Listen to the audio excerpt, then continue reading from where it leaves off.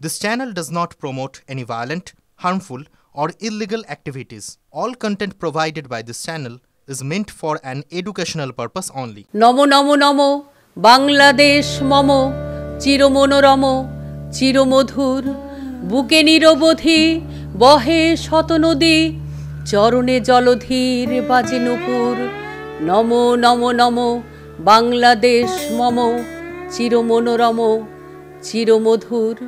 কবি লিখেছিলেন, ক্ষমা করো হযরত, তোমার বাণীরে করিনি গ্রহণ। আজ বাংলাদেশের বর্তমান পরিস্থিতিতে সেই পংক্তি শোনা গেল নজরুল ইসলামের আত্মীয়ের মুখে।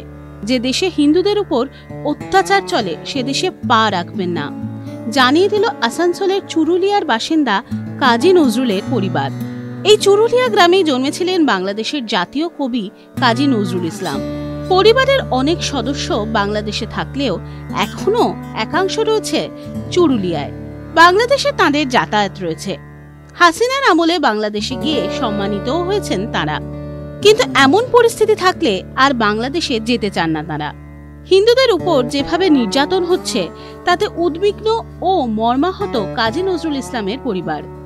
কবির ভিটে মাটি থেকে সংগ্রহশালা সব রয়েছে এই গ্রামে। এখানেই রয়েছে কবি পত্নী প্রমীলা দেবীর সমাধিস্থল।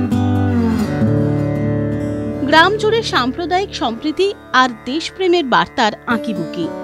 সেই চুরুলিয়া গ্রামে সারা বছর জুড়েই আনাগোনা চলে বাংলাদেশের নজরুল গবেষকদের। কিন্তু বাংলাদেশের এই হিংসার বাতাবরণে তাঁরাও মাস তিনেক আসেননি।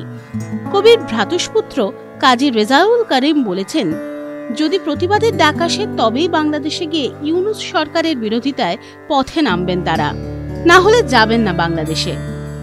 আজ যদি কেউ বলেন যে কাজী রেজাউল করিম আপনি কিছু লোক দিন, আসুন আমরা একসঙ্গে হাঁটবো, আসুন আমরা এই বিরুদ্ধে, এই অত্যাচারের বিরুদ্ধে আমরা ধিক্কার জানাবো, নিশ্চয়ই আমাদের পক্ষ থেকে কোনো ত্রুটি করবে না, আমরা সেখানে যাব, ধিক্কার জানাবো। মুজিবুর রহমান যখন বাংলাদেশ স্বাধীন করে এলেন তখন তিনি চেয়েছিলেন আমাদেরকে সবাইকে নিয়ে যেতে এবং বলেছিলেন আমাদের দাদা সব্যসাচী অনিরুদ্ধকে, যদি তারা যেতে চান গ্রামে যারা আছেন অন্তপক্ষে তারা আসতে পারবেন, আমি সগৌরবে বাংলাদেশের মাটিতে তাদেরকে নিয়ে যাব। আজকে কি মনে হচ্ছে জানেন, যে আমরা না গিয়ে খুব ভালো করেছি, না গিয়ে ভীষণ ভালো করেছি।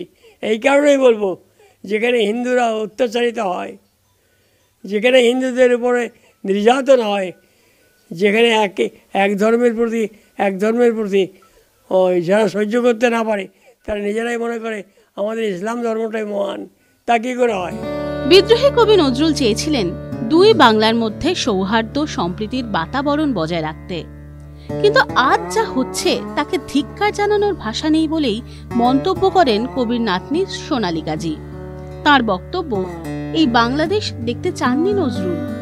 অনেক রাজনৈতিক গদি আসবে যাবে, চেয়ার থাকবে আসবে যাবে, কিন্তু রবীন্দ্র, নজরুল, সুকান্ত, বঙ্কিমচন্দ্র, শরৎচন্দ্র এরা সারা জীবন পৃথিবীর কাছে বেঁচে থাকবেন, এটা আমার মনে হয়। তবে কাজী নজরুল ইসলামের পরিবারের আমরা সদস্য হিসাবে ভীষণ মর্মাহত, কারণ আমাদের মানুষটি ওখানে আছেন। তো হয়তো দুদিন পরেই হয়তো বলতে পারেন যিনিও ভারতীয়। তো এখন তো সেই ভারতীয় মানুষটাও কিন্তু ওখানে রয়ে গেছেন, তার জায়গা তিনি নিজেই করে গেছেন। এই রকম পরিস্থিতি তো আমার মনে হয় কতদিনে ঠিক হবে জানি না, তবে যতদিন না ঠিক হচ্ছে তার পরিবারের মানুষ হয়ে আমরা এই সিদ্ধান্ত আমরা পরিবার থেকে নিয়েছি, আমরা বাংলাদেশ যাব না। কবির ভ্রাতুষ্পুত্র আরও বলেন, নজরুল আজ বেঁচে থাকলে তিনি বাংলাদেশের দেওয়া জাতীয় কবির সম্মান ফিরিয়ে দিতেন। কবির স্মৃতিসৌধ থাকলেও সে দেশে আর যেতে চান না তিনি। TV9 Bangla digital.